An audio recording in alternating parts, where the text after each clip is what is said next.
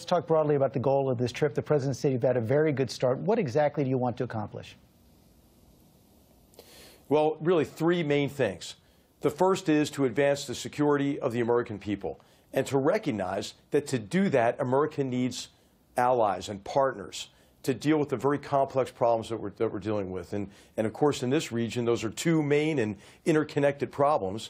The problem of transnational terrorist organizations, some of which now, like ISIS, control territory and populations and resources. But then how that problem is connected more broadly to the problem of Islamist extremism and the brainwashing of youth with really an irreligious ideology that is meant to foment hatred and justify violence against innocents. And then the second problem of Iran and Iran's actions across the region, which we believe are aimed at keeping the Arab world perpetually weak and mired in a very destructive civil war. And you see that in Syria, obviously, at great human cost. But you see it in Yemen as well. You see it to a certain extent in Iraq. And so security, cooperation, counterterrorism, but also counter-extremism is a big part of it. As you know, the Saudis... The second part of it... Go ahead. No, the second part of it is economic cooperation, being able to get better access to markets, develop trade relationships, to create American jobs. There were a lot of really important signings that happened in that connection.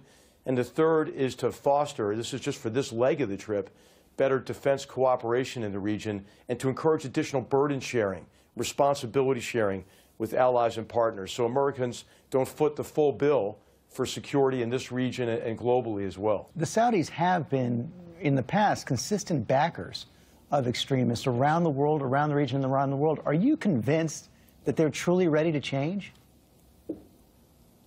Well, we're going to ask them to convince us. And so there's some very good first steps being taken with the establishment of a Center for Combating Global Extremism or Terrorist Extremism. We'll have to see what the results are. But I think the willingness to talk about it is somewhat different than it has been in the past. And as you know, the record is poor, going back to the 60s and 70s and beyond, and even today. And so what we need to convene leaders across all religions, and this is a big theme of this trip, is to promote tolerance and cooperation across all religions to identify these terrorists for who they are, the enemies of all civilized people, irreligious criminals who use a perverted interpretation of religion to advance their criminal and political agendas. And that's the tone and tenor of the conversations that occurred today, which I think is encouraging. Now, there have to be concrete steps taken.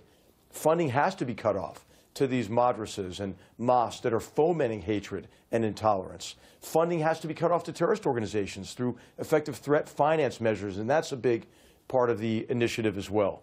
And so we'll see. I mean, I think the expectation is that that we deliver results together. That's what we've said that we expect of each other, and that'll be a big part of the conversation tomorrow when the group of leaders expands dramatically to include not only the Gulf Cooperation Council, but also about 50 nations of predominantly Muslim and Islamic populations. General McMaster, thanks for your time this morning.